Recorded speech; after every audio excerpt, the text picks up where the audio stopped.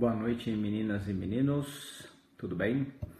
21 horas, nós estamos aqui, eu estou aqui para conversar com vocês sobre hemograma, né?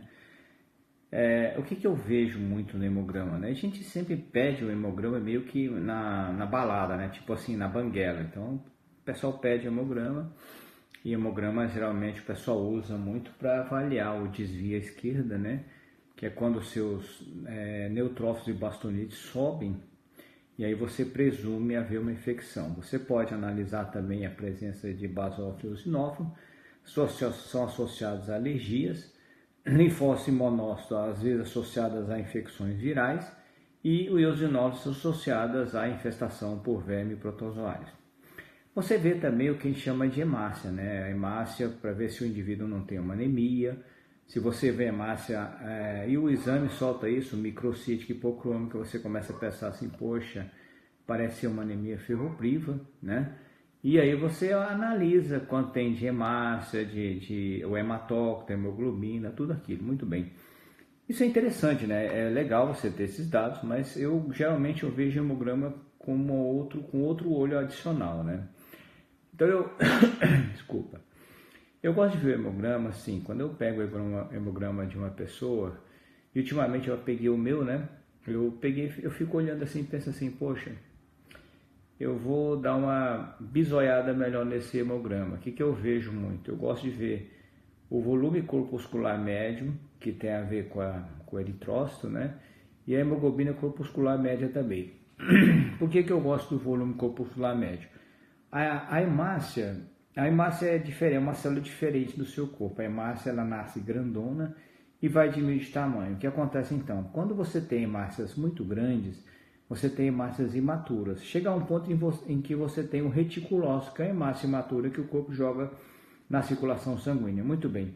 Tendo a hemácia grande, quer dizer que você está tendo hemácias novas, em maior quantidade que as hemácias antigas. Lógico, você fala assim, peraí, mas eu tô com muita hemácia nova, o que está acontecendo? Eu tô lisando as hemácias antigas, o que está acontecendo? Na verdade, isso tem a ver com o turnover metabólico. Qual que é a complicação de você ter hemácia muito grande, né? A hemodinâmica. Então, se a sua hemácia é muito grande, ela piora a hemodinâmica do seu corpo, então o seu coração tem que fazer mais força para jogar o sangue. E isso acaba comprometendo a capacidade cardíaca. E a hemácia maior também, ela tem uma relação área da membrana, volume, não tão propício assim para que você faça trocas gasosas. No caso especificamente, liberar o oxigênio no tecido. Então, o tamanho da hemácia é um padrão que eu uso bastante para avaliar essa questão. Quando você tem uma hemácia grande, e a hemácia grande é associada a prognóstico ruim de patologias. Outro dado interessante que eu gosto de olhar é a plaqueta, né? A plaqueta, ela vem em números variados. A gente usa muito o plaquetócrito em pacientes com dengue, por exemplo, mas a plaqueta, ela também tem um tamanho adequado e a plaqueta tem um número adequado. O que acontece então? Quando você tem plaquetas muito grandes, é um prognóstico bastante ruim também, e o número de plaquetas baixo, abaixo de 70 mil, para quem tem uma doença no fígado, é um prognóstico de mortalidade mais elevado. Então eu gosto muito de ver a plaqueta e me assusta uma plaqueta grande e uma quantidade muito baixa de plaquetas. Muito bem, outro dado interessante, a quantidade de células brancas, né, que a gente chama de white blood cells. A quantidade de células brancas, ela marca inflamação. Então, quando você tem mais células brancas ou quando você começa a aumentar a quantidade de células brancas, é porque você está com um processo inflamatório subjacente. Perdão. Mesmo que esse processo não seja visível, seja uma inflamação crônica em baixo grau, a quantidade de células brancas, ela tem uma relação com o processo inflamatório. Outra coisa que eu gosto de olhar bastante, né? Basicamente é a relação neutrófilo-linfócito. Como é que eu faço? Eu pego o valor do neutrófilo, se você tiver desvio à esquerda, você coloca o bastonete e divido pelo número de linfócitos. Esse número tem que ficar de 0,8 a 3,4, 3,5. Há uma certa divergência ainda, mas geralmente abaixo de 3,5. O que acontece se o número dá elevado? Esse número elevado significa inflamação. É um marcador tão bom quanto a proteína C reativa e você pode ter isso no dia a dia no hemograma do seu paciente. Se você calcula o NLR, que é a relação neutrófilo-linfócito, você consegue ter um parâmetro inflamatório do seu paciente independente de você avaliar outros fatores. Por exemplo, se o seu NLR, que é dividir o neutrófilo pelo linfócito, der, por exemplo, 8, você está inflamado. Se você tem uma doença cardiovascular ou um câncer, o seu prognóstico é ruim. O que você tem que fazer? Tratar a inflamação do seu paciente. Esse NLR aumentado também é associado a prognóstico ou piora de quadros de depressão, esquizofrenia e desordem obsessiva compulsiva. Outro dado interessante é a relação plaqueta-linfócito. A relação plaqueta-linfócito também é um prognóstico ruim em alguns tipos de câncer, assim como a relação monócito-linfócito, o MLR, né? Quando você pega o hemograma, você é capaz de discernir vários pontos interessantes adicionais, além de você olhar só a anemia, além de você olhar só o desvio esquerdo. O NLR, que é a relação neutrófilo-linfócito, ela já é bastante estudada. Eu até coloquei aqui no meu Instagram alguns dados sobre ele. E cada dia sai bastante artigo sobre relação com doença da artéria periférica, doenças cardiovasculares e prognóstico em câncer.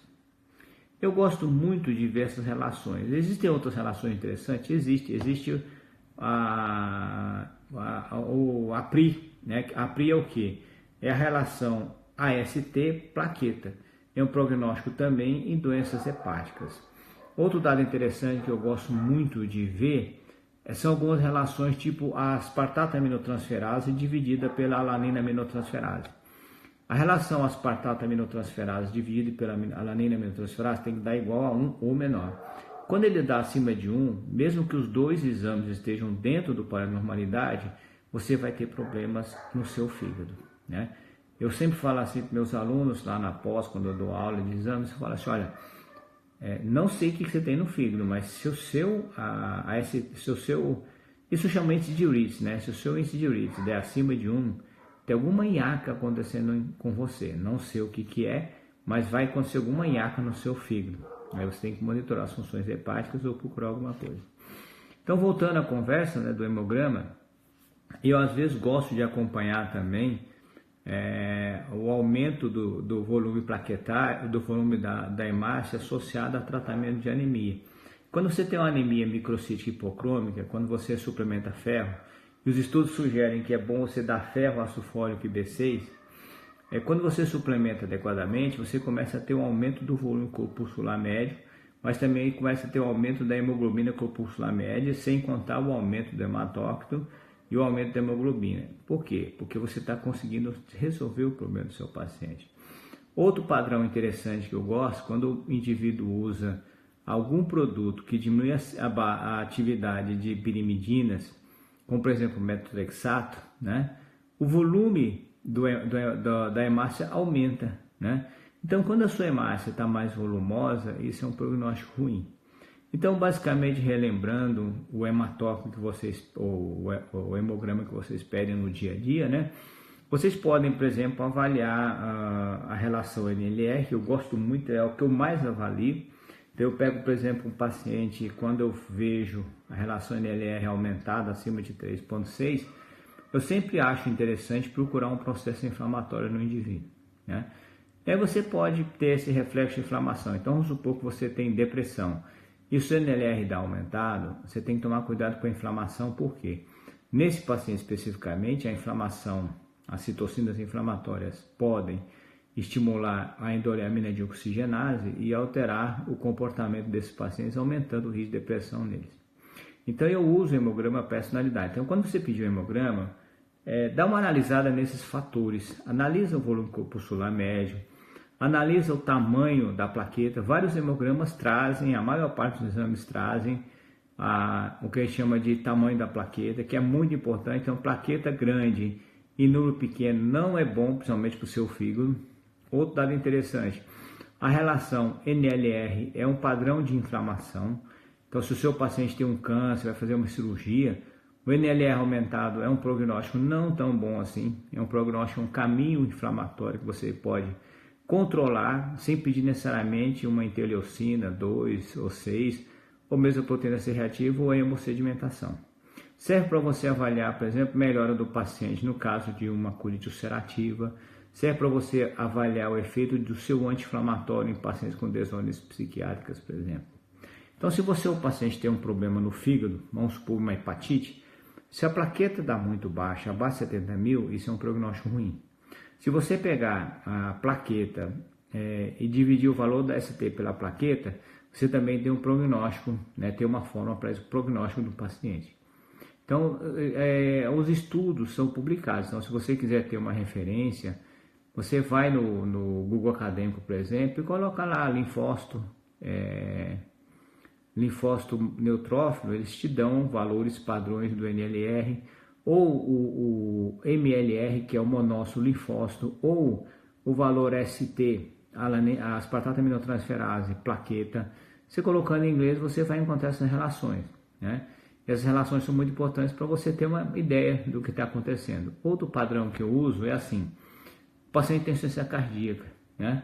A insuficiência cardíaca, ele tem, por exemplo, anemia.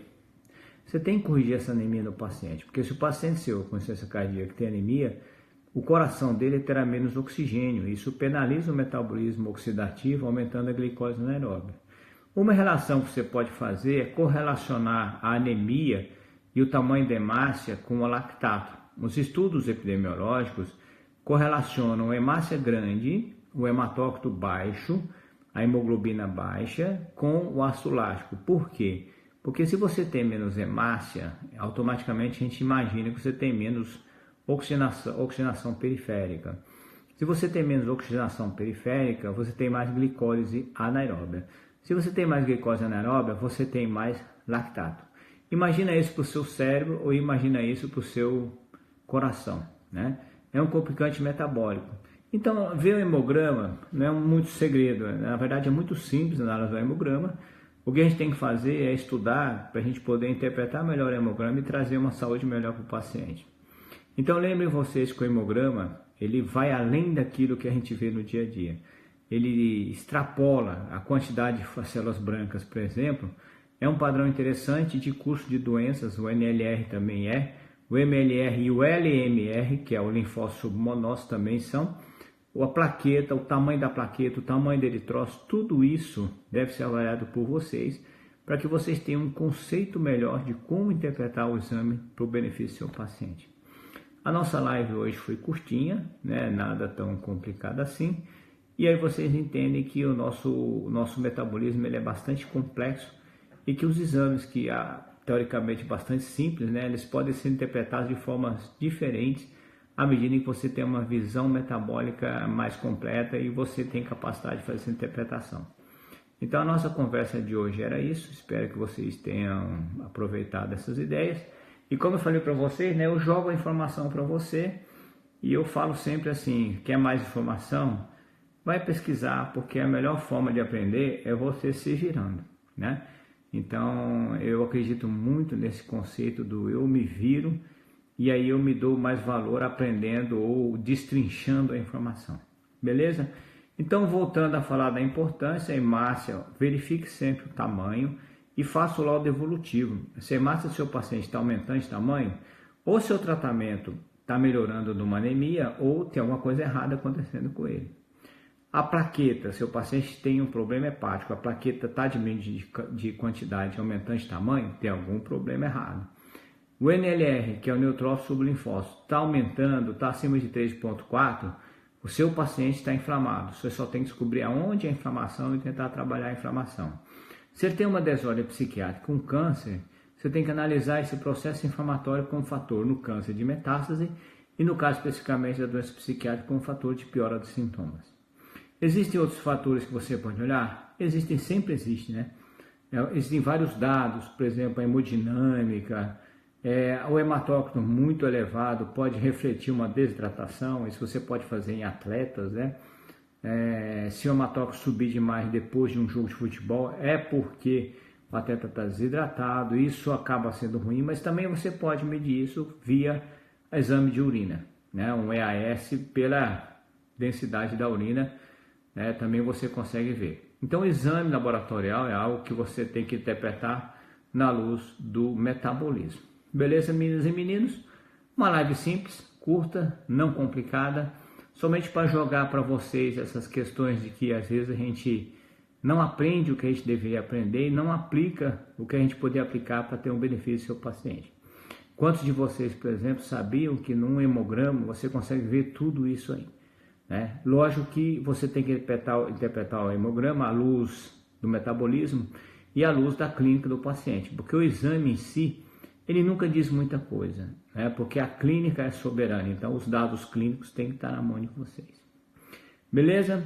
Legal, meninas e meninos, era isso por hoje, uma aulinha curtinha, sem complicação, simples, e vai ficar aqui durante 12 horas, que é o que o Instagram deixa, tá bom?